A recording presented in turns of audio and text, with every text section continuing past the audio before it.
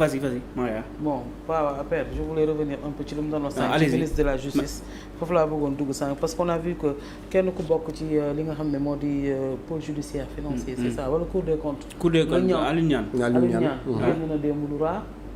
moom tamit wax comment vous avez trouvé sa sortie parce que wax yi j'ai pas suivi malheureusement parce que je pense hier maa ngi woon ci revoir l'interview du président maintenant moi ce que j'ai lu le rapport pour moi on a dramatisé la situation te malheureusement ça porte atteinte à l'honneur de patriotes comme Moustapha Ba il est décédé ñoo ngi ñaan suuf woyof ci kawam quand tu regardes ses interventions le même Gemayel Edouard Gemayel qui était le représentant du FMI j'ai vu une conférence de presse mu toog Moustapha Ba toog le rapport de la Cour des comptes lu muy épinglé sur endettement sur financement ak des projets non communiqués qui ont créé une augmentation des dettes non garanties de l'État yooyu la principalement mais sur financement bi Gemayel ci boppam ak Moustapha Ba ils l'ont expliqué que ce n'est même pas un surendettement c'est une entente dans la perspective que 2024 day am ay élections yu ñëw ak yeneen facteurs surtout la sécurité parce que Sénégal rappelons-nous du contexte dafa boyoon donc ñoom ñu prendre des dispositions côté armée côté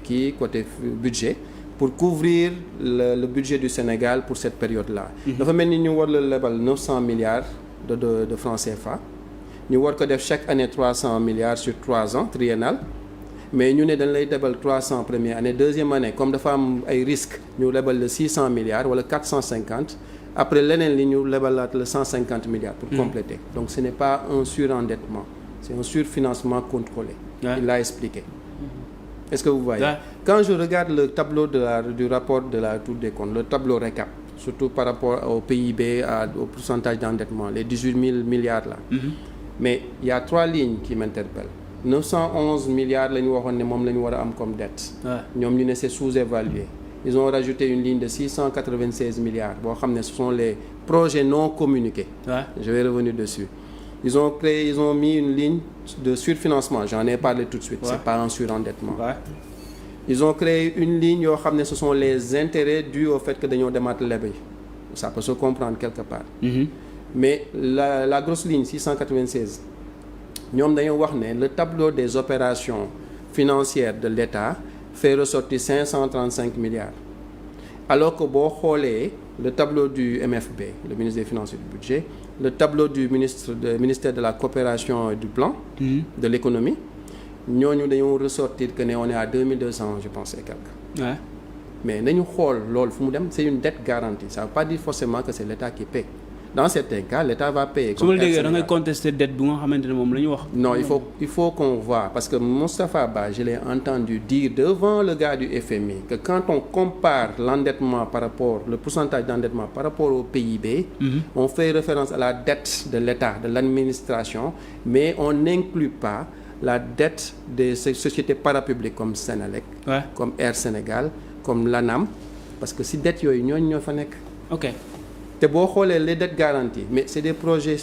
structurants. ok Ageroute moo ngi ci à hauteur de plus de 600 milliards su ma juumul parce que liiroon naa ko.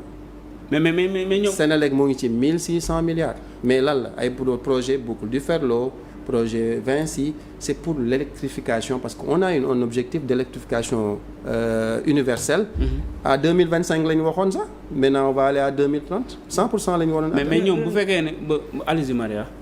comme ni ñuy defee les rapports. même le président il a dit que rapport yi ñëpp gis nañ ko dañ koy génnee désormais nit ñi gis ko ay mu leer mais comme ni ñuy defee rapports yi génnee rapports yi au lieu dalay peut-être comme ni nga def lii dans le fond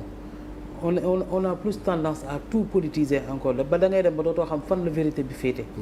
parce que bu ñu waxee bu par exemple opposition bi génnee wax lii état bi génnaat pour man la sortie du Sieur Niang c'est par rapport à ça. il a essayé de justifier les signatures lu tax gisuñu signature lu tax ñu defee ko nii lu tax ñu defee ko nii. léegi seen travail dafa indépendant. waaw dañu indépendant nee na amul benn pouvoir bu leen mën a influencer. pour man